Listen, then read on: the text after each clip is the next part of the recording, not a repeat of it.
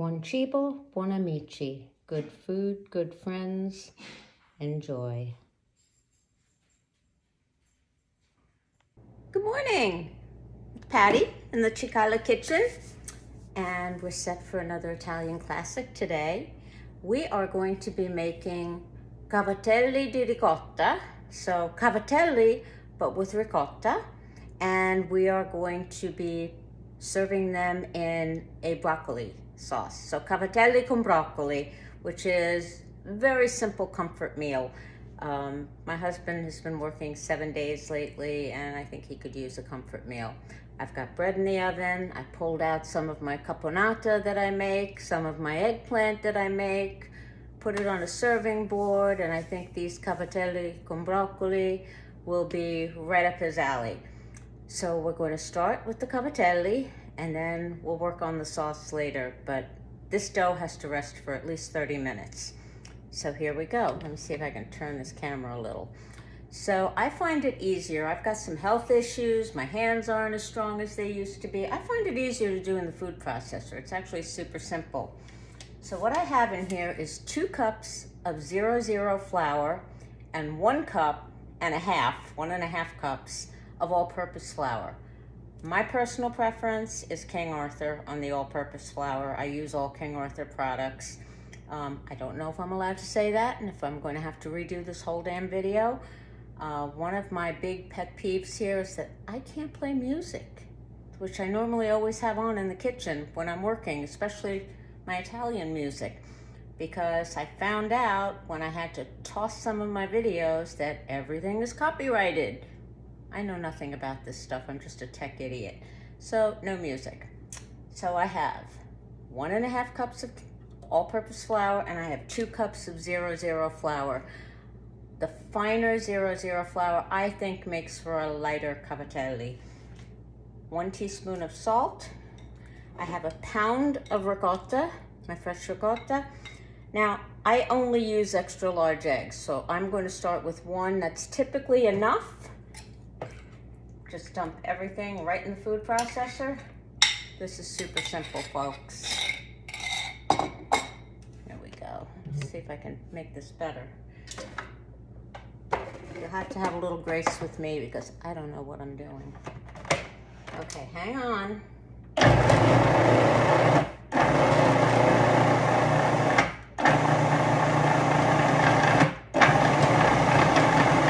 You'll see how the dough starts coming together when it forms a ball.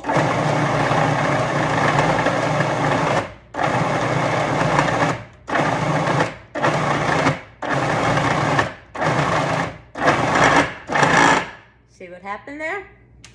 Okay, that's going to come out. I'm going to make a nice ball out of it, wrap it in saran wrap, and let it sit on the counter for at least 30 minutes. By that time, my bread should be coming out of the oven nice and hot, and we'll be set up, ready to make our cavatelli. Hey, so I just wanted to show you this beautiful bread that just came out of the oven. This will be served with dinner tonight. This is just a simple, no-knead, artisan type bread. You can get a million recipes on the internet. If you want what I used, shoot me a message and I'll be happy to let you know. Very, very simple.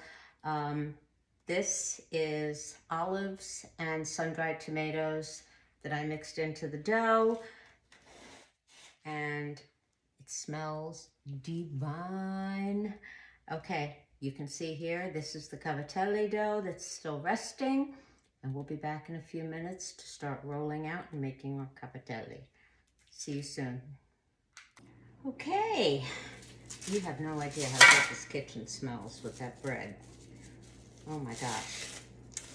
Okay, so one thing I did want to mention that I forgot to mention, I realized I forgot to mention earlier, the bowl of ricotta that I added to the food processor when I was mixing up this dough, I also had added about, I'm going to say about 1/3 cup, somewhere between 1/4 and 1/2 of heavy cream. Just a little bit, kind of a splash. It gives the dough the right consistency. So you can add that to your ingredient list. Okay, I'm wearing an apron because I am very messy and I will be covered in flour. No doubt. I'm going to divide this dough in quarters and take one piece at a time. There we go.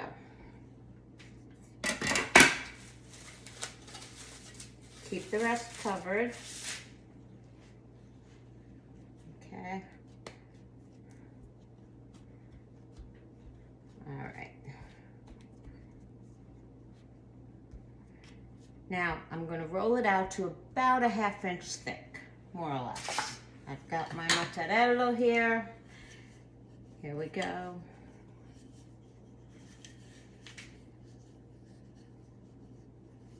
Like I said, about a 1/2 inch. This is not hard to work at all. There we go. Just a rough rectangle. More or less. Maybe a little less than. There we go. Okay. Okay. I have my cutter here, and you're going to cut it maybe 3/4 of an inch wide.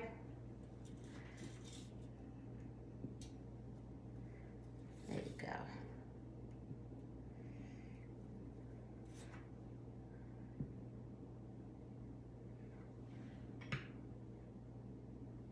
All right. Awesome. You're going to make sure these pieces are very well floured before we head over to the Cavatelli machine, because we definitely don't want them sticking. There we go. These are so good. I also like them a little tomato sauce and a little casserole dish individually. Some mozzarella on top. You can bake them in the oven. They make such an easy, quick dinner. Whatever we don't use tonight is going right in the freezer. They freeze beautifully. Okay, let's go on over to the machine. Okay, here we go. Now this is an old machine. Sometimes it gets a little wonky, but regardless, put it through. And I just turn and they fall down.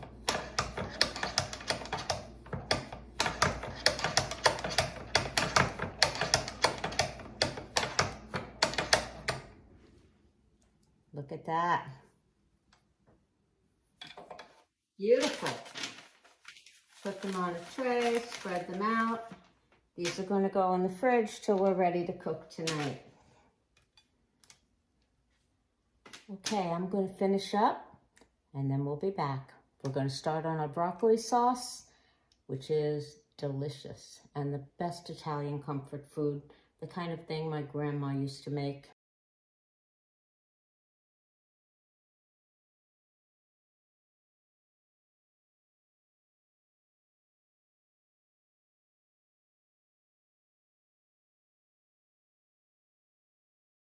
Okay, so I have 4 or 5 layers here. I have wax paper in between each layer. These are going straight into the fridge until I'm ready to cook them tonight. I actually might put them in the freezer, just because I don't know how much room I have in my fridge. And it doesn't matter, they're going straight into the boiling water. We will be using these tonight. So get ready, we're going to be making our broccoli sauce. Bye. And we're back. So what I have here is my big old skillet. Coated the bottom really well with olive oil, put plenty in there. There's water boiling here. There's lots of sliced garlic in there. Hang on. Here's the cavatelli we made. And here is broccoli that I cooked. Now you can either, oops, I dropped one. You can either boil it in a pot with water, I'm not a big gadget person, though my grandmother was probably rolling in her grave seeing everything that's on my counter right now. But one thing I do use a lot that makes my life easier is my Instant Pot. I did the broccoli in the Instant Pot because my cooktop was full of other stuff today. So I did it in the Instant Pot. Make sure you have to overcook it a little bit. This is one of those times where you have to cook it like your mom and grandma used to when they boiled vegetables to death. It needs to be very soft. Okay. Let me get the cavatelli in here. This is heavily salted water. The water should be al mare, like the sea. Anytime you cook any type of pasta. Okay, give it a quick stir. This will take more or less about 4 minutes, which is about what it's going to take to do this sauce. They'll be floating to the top, and that's how we know they're done. So now, garlic is going to brown. We're going to let this turn a little bit golden. And then I'm going to add 1 or 2 of these babies, anchovies. Now, you will not taste anchovies. You will not taste fish. They will dissolve in the oil and just leave that beautiful, salty, I don't know, I think they call it umami now, but it's just flavor. You can't cook like a Sicilian if you don't use anchovies. That's just the way it is. So, your choice, you can leave them out, but I don't. So these are starting to get a little bit soft, which is perfect. I'm gonna pull out 2 of these babies. Now these are imported anchovies in this lovely little jar. I get these off of Amazon. What would we do without Amazon? I don't know what I would do because I can't get a damn thing here that I need. We relocated from New York and I'm having a really hard time finding things here. Okay, I actually broke that in half, so I'm gonna grab another little one. There we go. That's good. Okay. You will see they will melt right into the oil. You won't even know they're there. This jar is a bit of a pain. Okay, I will deal with that later. Here we go. You can already see them breaking up and dissolving. Garlic starting to turn golden. I got my little spider here for when these are ready.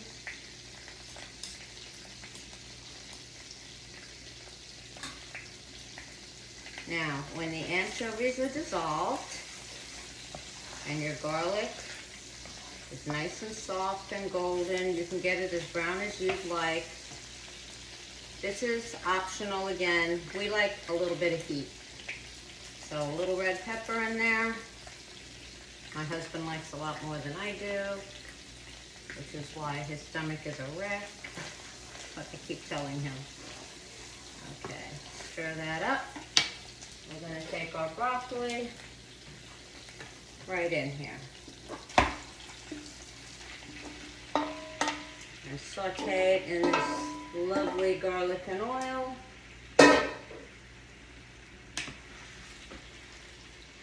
Now, the broccoli came out soft. I took my little masher and I gave it a quick mash, which is why you see it looks like this. That's perfect. That's what you want. You want it kind of mashed up. Not pureed, but mashed up, kind of chunky. Okay, I'm actually going to add another drizzle of olive oil. Can't have too much of that.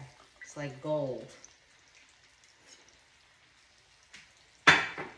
Oh, some of those cavatelli are starting to float already. Okay. We're also going to be taking a little bit of the water from the cavatelli when we add them all to this pot. Oh, I really need to hold this handle. I'm going to flip everything onto the floor.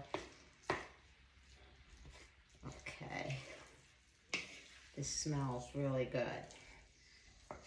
I was one of those weird kids. I wasn't one who didn't like my vegetables. I always loved my vegetables, and broccoli was a favorite. Okay. Here we go. I always tell people the best of both worlds growing up. My paternal grandparents, my dad's mom and dad, that we lived with, we lived in a two-family house till I was 12, and my parents finally bought their own place. But they were 100% Sicilian, right off the boat. And my grandmother was an amazing cook, but she really introduced me to, at the time they didn't call it that, but what would now be known as the cucina povera. The cucina povera refers to peasant cooking, but way down in the south of Italy and in Sicily at the turn of the century, there were a lot of farms, there were a lot of lower income people, and they made do, and they made delicious meals with what they had. And that's what my grandma, Josie, taught me. She could cook. Now my mother came from northern Italy. My dad was stationed in Vicenza in the army up north where my mom lived, and that's where they met. So my nonna, my mother's mother, she introduced me to the world of northern and central Italian cooking.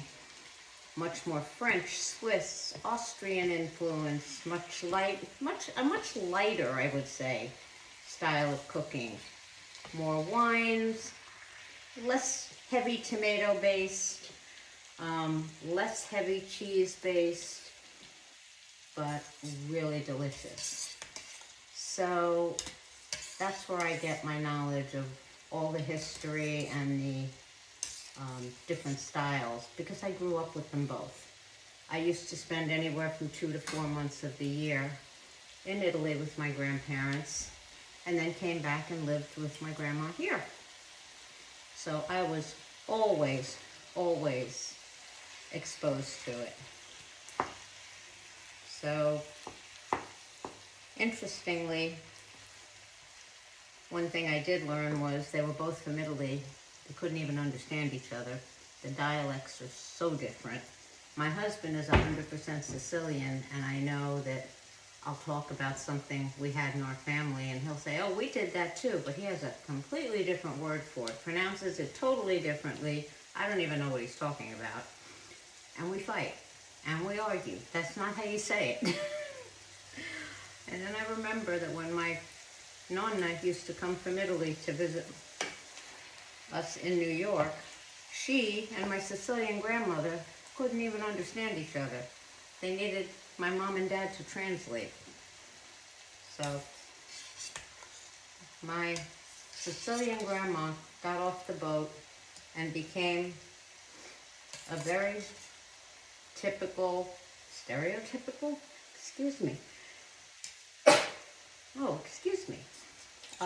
Americanized Italian.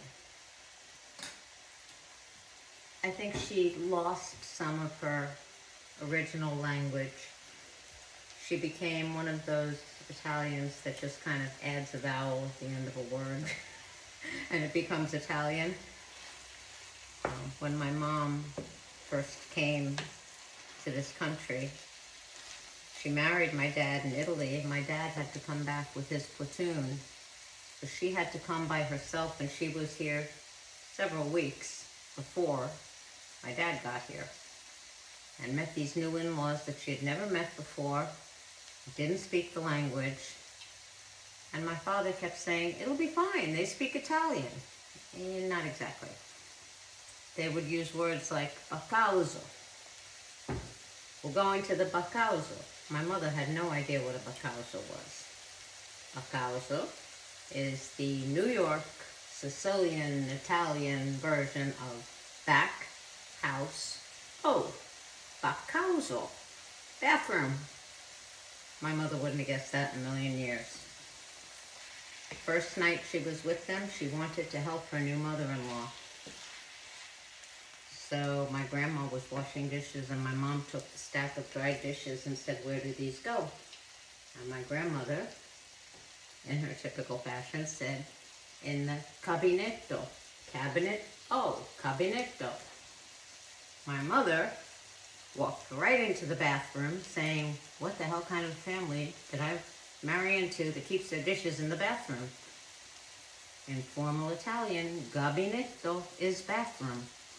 My grandmother's following her in thinking, "What the hell kind of a daughter-in-law do I have that thinks my dishes go in the bathroom?" Fun times. Anyway, this is almost done. You can see they're pretty much rising to the top. I'm going to test a couple here, just to make sure.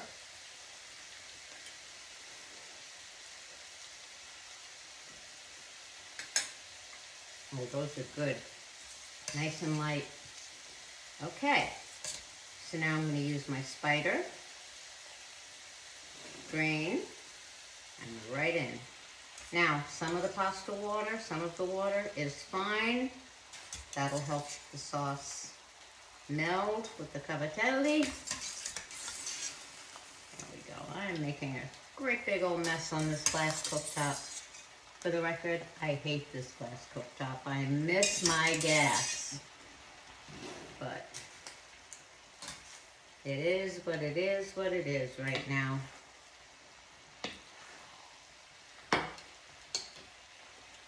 Okay, here we go. Look at that. It's creamy. The starch from the cavatelli is melding with the olive oil and the garlic. With the pepper in there. You won't even know the anchovies are there, I promise. And this is a prime example of la cucina povera. Cavatelli con broccoli. I hope you all enjoy.